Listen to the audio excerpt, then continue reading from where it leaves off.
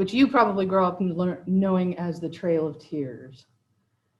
Off the top of your head, when I bring up the Trail of Tears, what do you know about it? Because I've read history books where it had a paragraph in it that said something very small. So I'm curious what your knowledge on this subject actually is. What is the Trail of Tears? Go ahead. Isn't it like where they make the Indians go from one place to another? And it's like this, so there's like, you know, vegetation or plantations where it all just. Okay, all right. So you have an idea that this is a bad thing, and that's good. Because I've actually read a history book where it had a paragraph. At this time, the government helped the Native Americans to move into their own place. They were glad to go, and like that was the whole paragraph. And this was like a public school textbook in middle school in Texas, I think. Yeah. And I was just like, okay. That's like saying, for their own protection, all the Jews were rounded up and put into special living quarters where they were able to work and be happy all day. Like that just made me absolutely nuts. So I'm just curious, like they've gotten better about that, right? Yeah, the trail itself was remarkably deadly. So let's talk about it a little bit, and then I'm going to ask you to examine what I think is probably the worst thing about it. And we're going to start with that up front. First of all, before we get into this, you have to understand the nature of the tribes that were moved, okay? Because it's really easy for us to, being so far away from it, unless you actually have roots in the Native American culture yourself, which a lot of people say they do, but actually the percentage is very, very low. A lot of people have well, I've got some, Cherokee in my family history. I'm not sure what it is, but I've heard from my grandfather who heard from my aunt that we have some, actually the amount of Native American blood that's in America is actually very small. So most people don't. So, but unless you actually are part of the tribal culture and have actually, interacted with it, it's really easy to take all of these different cultures and put them into one package and put them into one box. This is Native American culture. This is what they believe. This is what they do. This is how they speak. This is what they want. This is how they act. And this is what's best for them. And I just realized why I'm having so much trouble breathing. I forgot to put on my lecturing mask. I'm surprised y'all didn't remind me to put on my Hannibal Lecter mask. Okay. Anyway, so we're going to talk about the tribes that got moved, and we're going to go pretty far back to do it. We talked about this a little bit at the beginning of the semester, but when English colonists and French colonists and Spanish colonists actually landed in America, America was already covered with nations. It was already a wildly diverse collection of completely different nations. And the reason for that is, of course, because the society that they had at the beginning, that had been like, a trading network with big pyramid towns and all of that kind of stuff, had collapsed. And nobody quite remembers why. This is called the SECC, the Southeastern Ceremonial Complex. You're not going to need to know that, but the Southeastern Ceremonial Complex is a series of mounds that united huge groups of people. And something happened. They had similar beliefs. They had similar languages. They had similar gods. They had a similar pantheon. The serpent and the falcons, you can find those everywhere. The falcon represents the god of the sky, also the god of life. The serpent represents the god of the underworld, also represents death and winter. All of these things are kind of universal across all of these tribes. And the reason for that is because for a long time, they were actually connected to each other through these mound societies. But something happened probably around 1350. Yeah, here's a nice picture of the mounds that still exist. This is Cahokia. So, and this was the center of a huge tributary complex. So that's the reason why there is enough similarity between the tribes that it's tempting for lazy white people to basically go, oh, they're all the same. But what we don't take into consideration is that this Hopewell culture actually disintegrated and broke apart long before Americans got here. So probably around 1350, maybe a little bit earlier, some kind of disaster, and it might have been a series of disasters, climate change, floodwater, something that caused the herds to move, whatever it was, it caused the trading centers to disintegrate and all of these tribes to abandon Cahokia, to abandon places like it, to abandon those mound cities and move out away from each other. And whatever it was that happened, it also drastically reduced the population. So I want you to imagine that the entire population of New York, okay, New York City, for example, the entire population of New York City, having a disaster hit that causes people. Hello? Oh. Sorry. Okay. I'm like, I can hear myself. Okay. Imagine the entire population of New York City, okay, and having a disaster hit that causes them to go back away from each other, and then having so few of them left that Brooklyn and Queens become completely different cultures. Now, there are already some differences there, but they were all working together. But now they're going to develop into completely different cultures, completely different societies. And now take that and spread it out over a much wider area. Okay, much wider. So that is what had happened long before the English ever arrived in North America. Those tribes developed separately. They developed with completely different priorities, completely different abilities, completely different cultures, completely different desires and beliefs and languages. They were closely connected enough that you could communicate effectively using certain kinds of languages. Like, for instance, sign language across the tribes was something that allowed for a lot of communication, even though the languages were different. But not enough that you could just take all of the remnants of these put them together and say, now you're all one tribe. Okay, we're going to take all of you and put you all in the same place, and we expect you to get along because basically you're all the same anyway, right? I mean, we would not stand for that. An alien race came and landed on Earth, and there was a massive population decrease as a result, and they took all the survivors and put you and the Russians and the Chinese and the South Americans all together in one dome and said, okay, you're all humans now, so you're all just going to get along. And that's okay because you're all basically the same, right? It wouldn't happen. There would be like an eradication of identity. So yeah, the Trail of Tears is going, we're going to talk about how the Trail of Tears resulted in widespread death and how it was miserable and all of that, but probably the most devastating thing the Trail of Tears did was take these wildly diverse tribes that had so much culture and so much society, so much history behind them, and lump them together and force them to eradicate whatever parts of themselves didn't get along. So we're going to talk about the 5 civilized tribes. This is who the Trail of Tears actually addresses, are these basically these 5 tribes. The Cherokee, the Choctaw, the Creek, the Chickasaw, and the Seminole. And that's a test question, so you probably want to get that. I don't know, one of these, I think I've got a test question on there somewhere that says, which one of these is not one of the 5 civilized tribes? And you have to understand the term 5 civilized tribes is something that was imposed on them by the Americans, not something that they chose for themselves. But what defined them as civilized was that these were the tribes that were willing to allow Christianity into their tribes. They had missionaries within their own structure. So they had, the Cherokee actually had Christian missionaries that were Cherokee that were spreading, the gospel of Christ. They were willing to set up government systems that looked a lot like the government systems of the towns of the Americans, the Anglo-Americans. They were willing to learn how to read and write. They were willing to prioritize written language, especially the English language. They were willing to participate in the market as Anglo-Americans understood it, as opposed to the way they understood it. So they were able to set up trading, and then they were able to fit themselves into society by doing things like owning plantations that had slaves on them. They were willing to allow their society to reflect the society of the Anglo-Americans.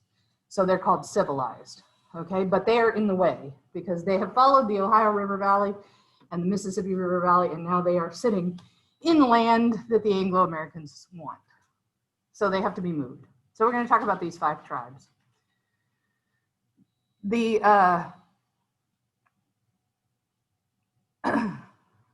before we do that, I guess we have to talk about the Shawnee since I've got that up here. The resistance against this centers around certain tribal leaders like Little Turtle and Tecumseh. And the argument that they have against allowing themselves to become civilized is this is a way of erasing our tribal people. The quote that I've got here is, "Where today are the Pequot? Where are the Narragansett? Where are the Mohican, the Poconet, other powerful tribes of our people? They have vanished before the avarice and oppression of the white man, as snow before the summer sun.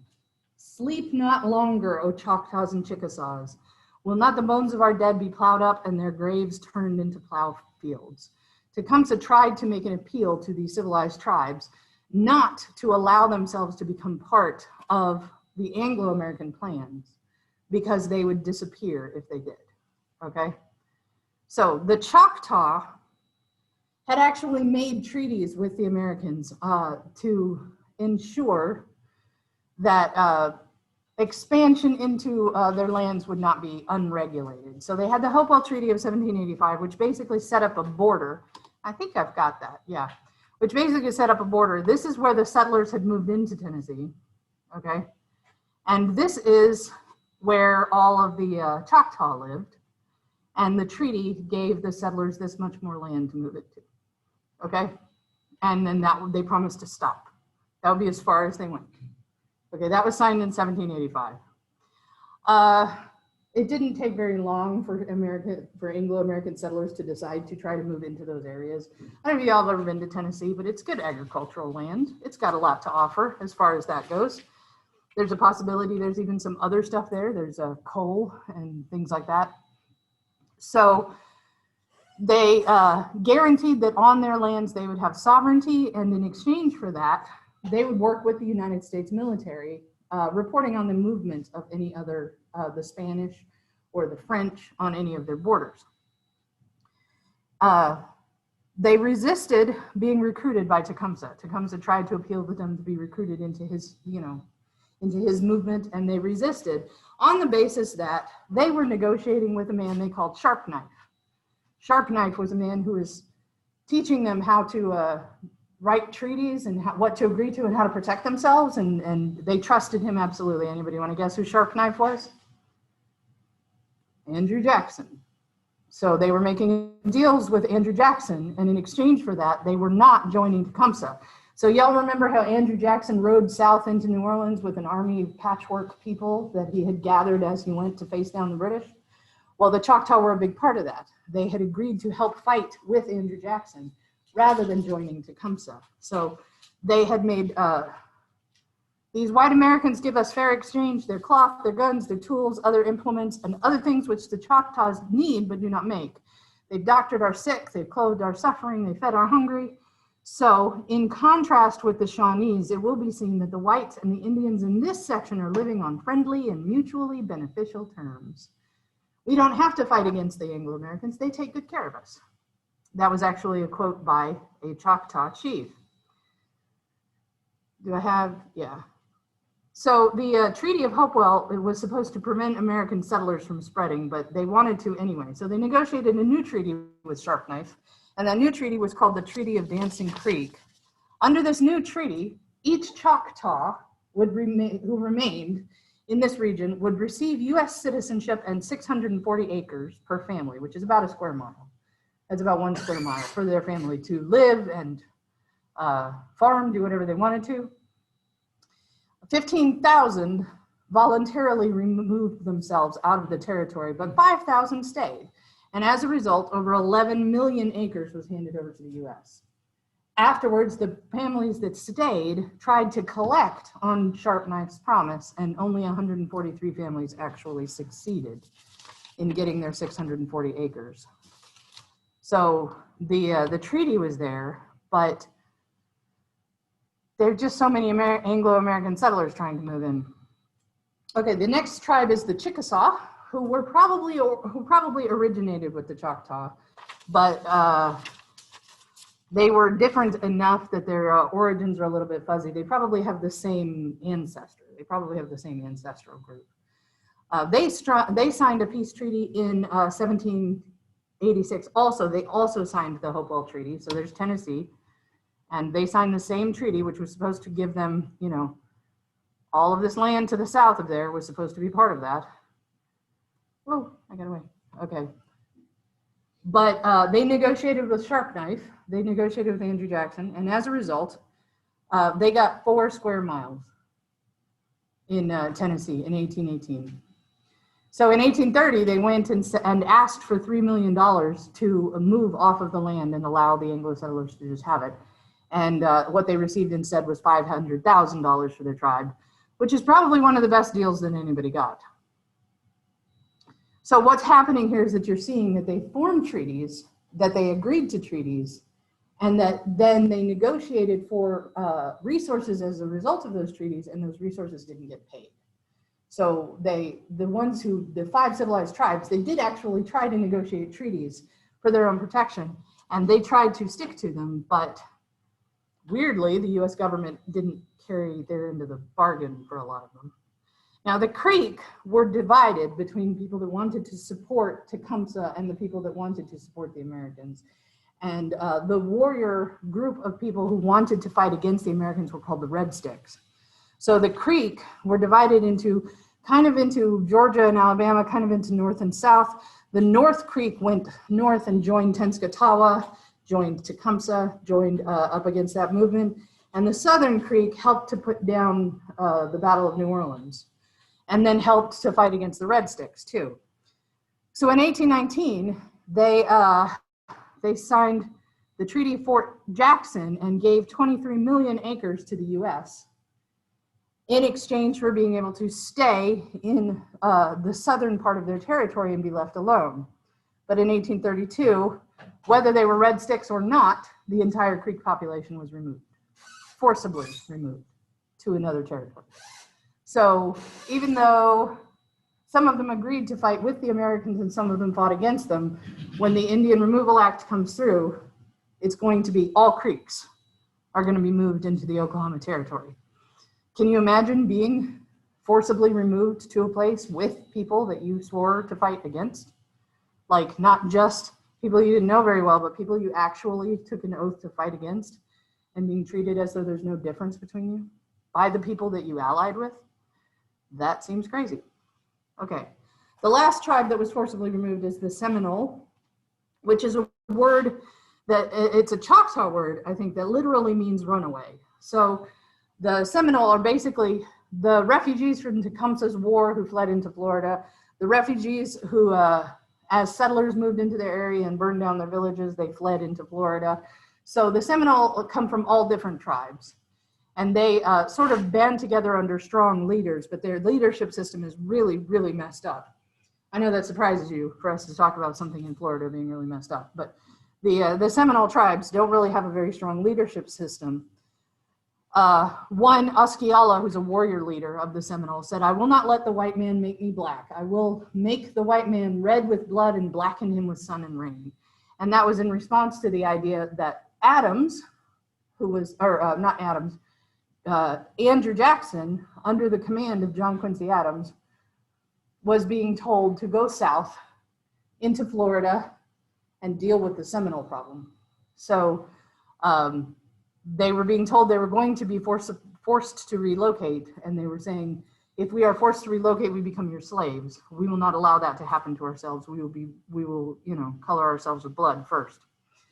So in 1821, before Andrew Jackson was president, they managed to confine a large group of the Seminole in a reservation in Florida. In 1833, they bullied them into signing a treaty, but there was nobody to actually sign the treaty because, I mean, if somebody wanted to sign a treaty with the US, who would they sign it with? Right now, if somebody wanted to sign a treaty with the US, who would they want on that signature?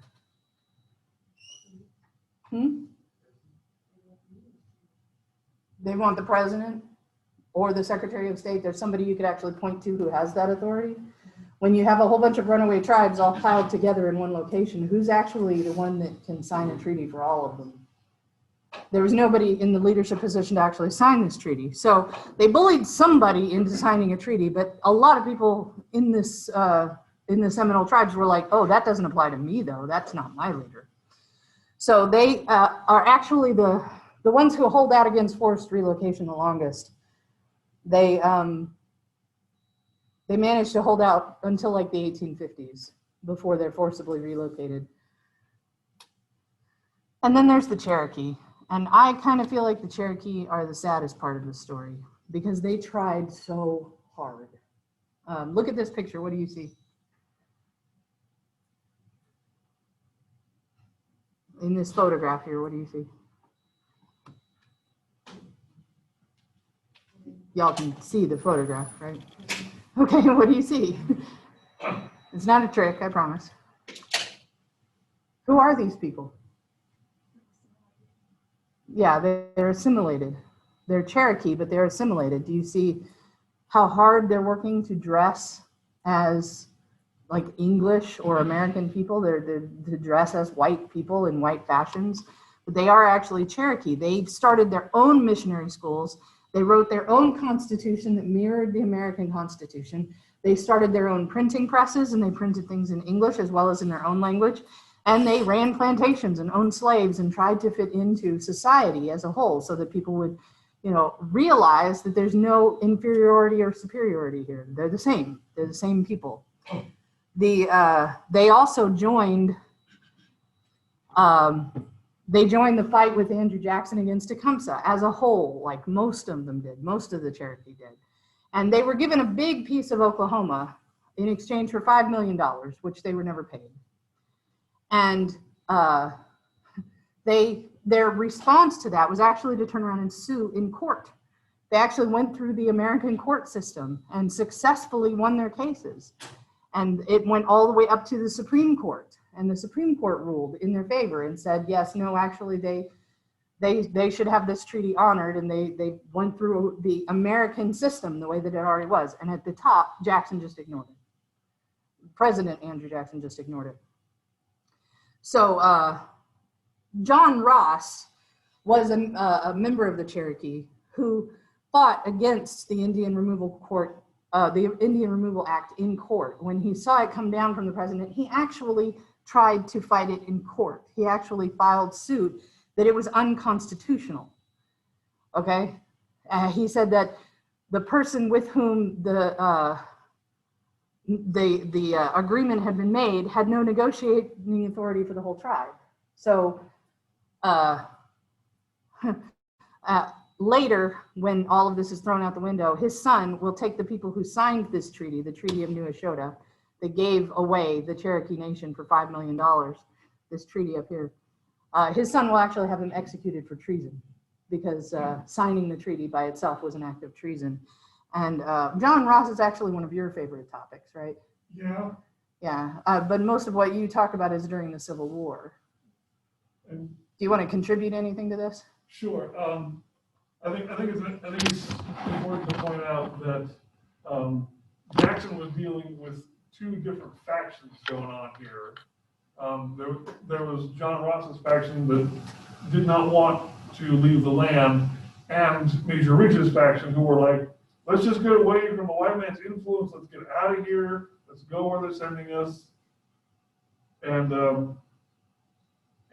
like it says in that one little thing here, one of Ross's arguments was that Ridge was not the official delegation, that they did not have the authority to agree to the New Eshota Treaty.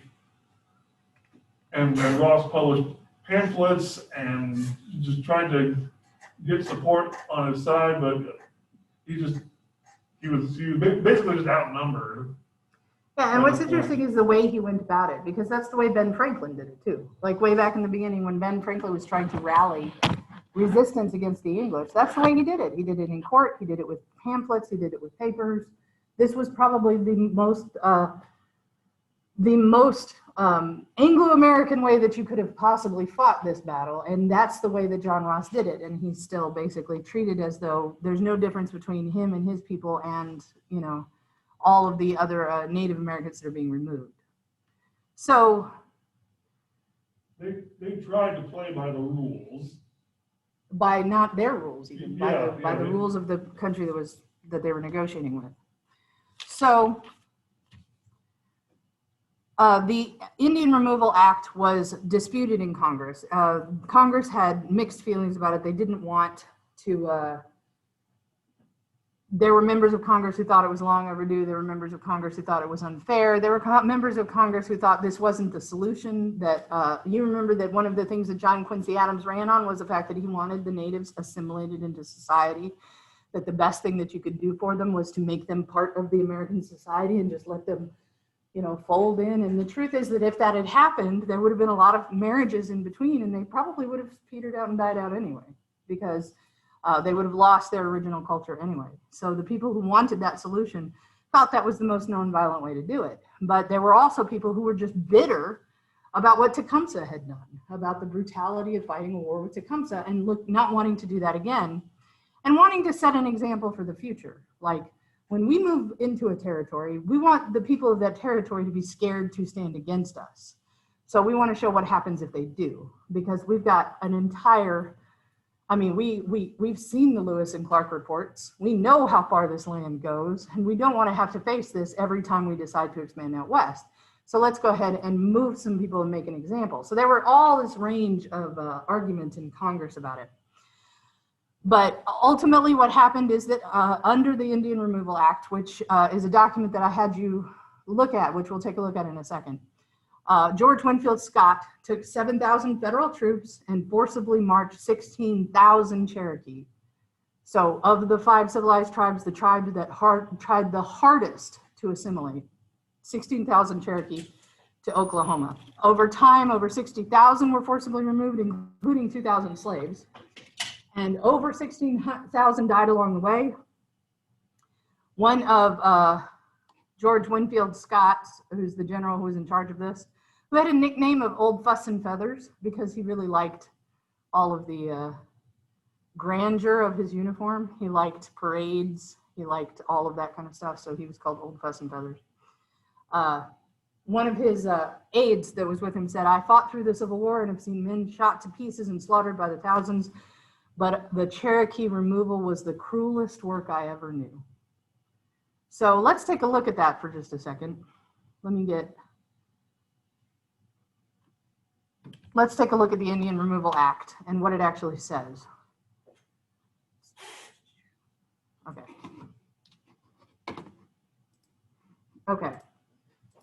The Indian Removal, it gives me pleasure to announce to Congress that the benevolent policy of the government, y'all know what that word benevolent means? Kind, it means kind and caring.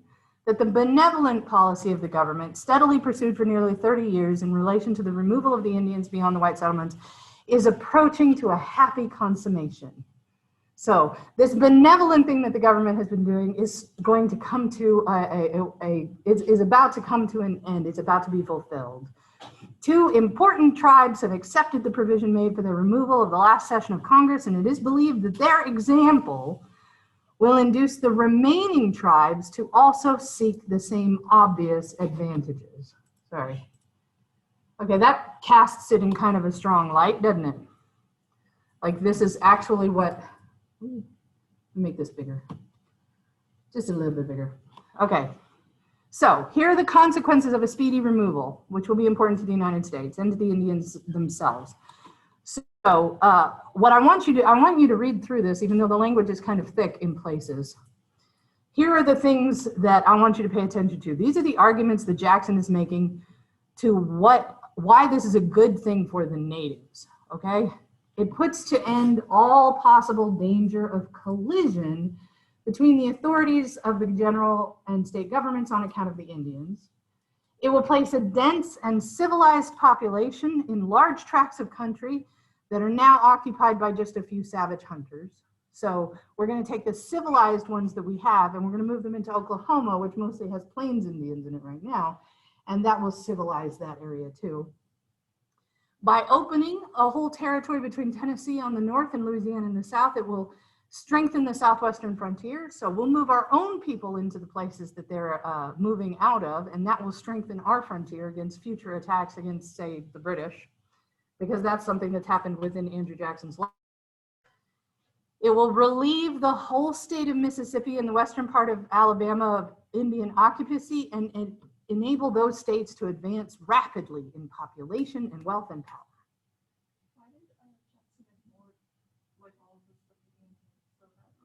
That's a good question, actually, because Jackson actually went to court for Indian rights when he was a lawyer before he was a politician. So why ignore them now?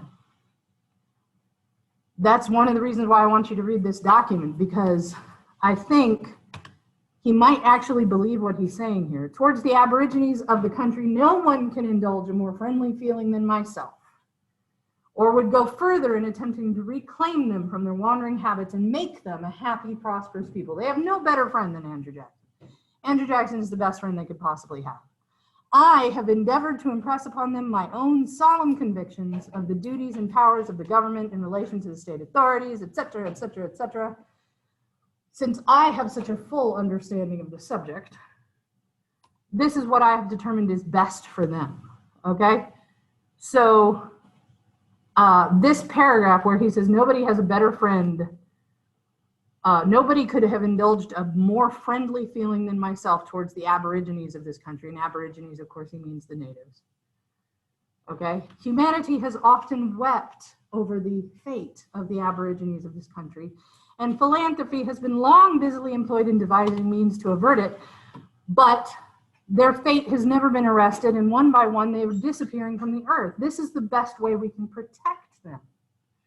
Okay? So these are the arguments that Jackson made for removal, and eventually the Indian Removal Act does actually pass.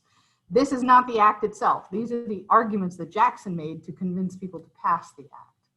So I'm going to ask you to read this, and I'm going to ask you to answer the question, is there any part of this that you agree with?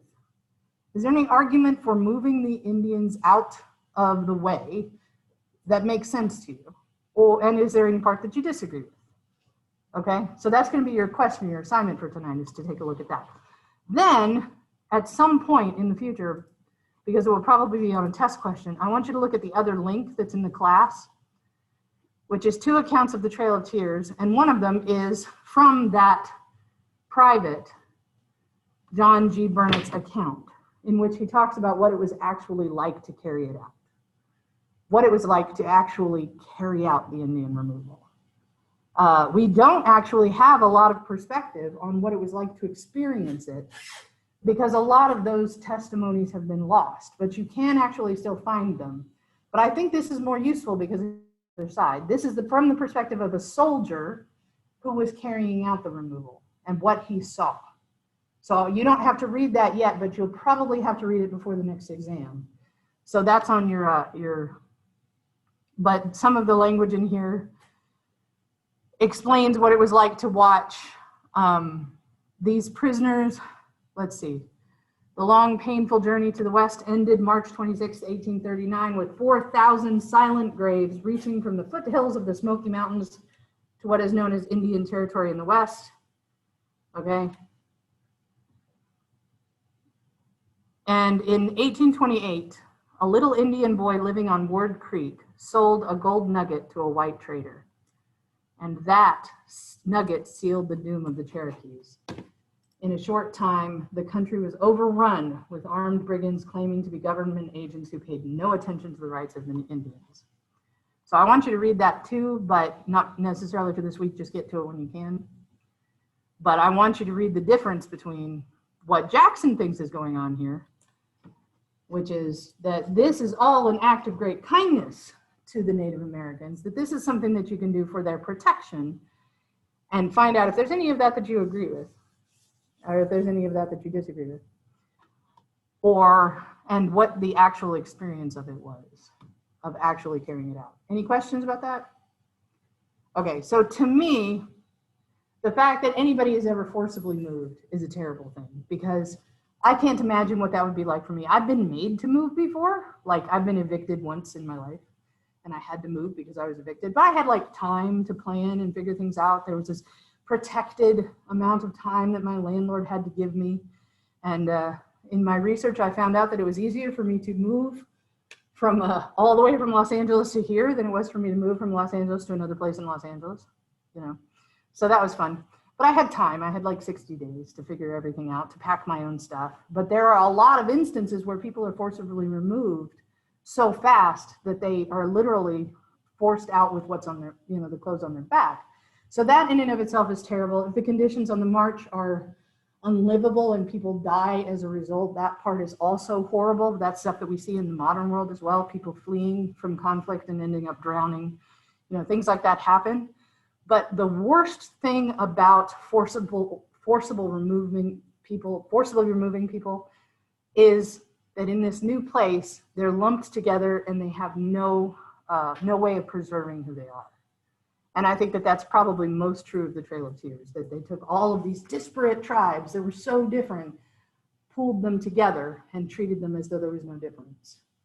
And then over time, there isn't a lot of difference. To the outside world, it's all a caricature. It's all just, there's so little that we know about those cultures that were lost. So anyway, that to me is the biggest crime of the Trail of Tears. The death toll. Sure, go ahead. Sure. We can talk a little bit about Ridge versus Ross. Once the treaty had been signed and it was a done deal, Ridge and his faction just split. They just took off and they left the faction that didn't want to move behind to coordinate the move. Okay. Oh, I see what you're saying. Okay. So all of the responsibility for the pain and the torment of actually being forcibly removed, the people that signed the treaty didn't have to live through. Right. Because they signed the treaty and ran. So all of the rest, the officers and all of that kind of stuff, the dying on the trail and the running out of food and all of that kind of stuff, they didn't have to live through it because they just ran. Yeah. And when we say people died, about a quarter of the Cherokee tribe died on that trail. About 4,000 people. Okay, so any questions about any of this stuff? We're almost out of time. We're still a little early, so we've got some time to talk about it. But let me stop this share. Okay.